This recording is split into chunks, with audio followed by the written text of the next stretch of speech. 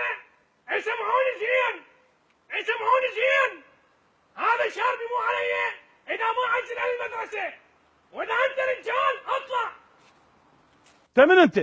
انا ابو فطام. حشاك اخي. لا انا ابو فطام. يا اخي فهمني انت ليش تهوس ومسوي مشكله؟ شلون تفصلون ابني من المدرسة؟ حشون شاجورين شاجورين. لك ما فصلنا ابنك والله العظيم، اريد افتهم من عندك شغله، انت منو؟ ابنك منو؟ احنا مدرسه محترمه، ما نتخذ قرار اذا مو بحق الطالب. ابكي طين على المدرسة، انا ابني رمزي ابن ابو فطام، وازيدك من الشعر بيت رمزي يصير اخوه الفطام. والله معلومه، رمزي ابنك لزمته لازم ايد قاعد يدخن بالحمام. والنعم. لك على شنو النعم ده يدخن سجاير بالحمام؟ ابني مؤدب ما يدخن قدام الاستاذ، وطالب وزارة التربية ان توفر لهم غرفة للتدخين. ابنك ده يعلم الطلاب على التدخين. لعد ولد عمك كلهم يدخنون، ليش ما فصلوهم من المدرسة؟ ابنك شايل موس وهاد على الطلاب ده يضرب بيهم. والنعم طالع طويل على ابوه. لك الطول شعليه غير الثمن طول شعليه. ابكي طين على الطول، اليوم اقطعكم هاي القامة. هاي القامه سلطها على المبرده على مود تبلل الحلفه.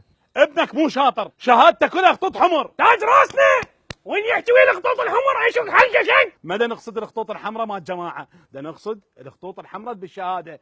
ابنك راسب. ابكي طين على الرسوم، لك ابن الليل كله يسوي براشيم، تبرشم؟ انا ما برشم. حسون برشمتين برشمتين. يعني انت معترف ابنك يبرشم؟ لا تجر لساني. لك انت ما تفتهم؟ لا تقول لك. يعني انت ما تفتهم عادي عندك؟ لك اليوم فلش المدرسة تفليش. حتفلش فوتو لو فيديو.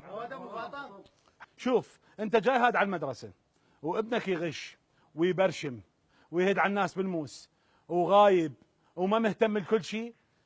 خاف كنت فاصله 3 ايام راح افصله اسبوع. والنعم منك استاذ حسون.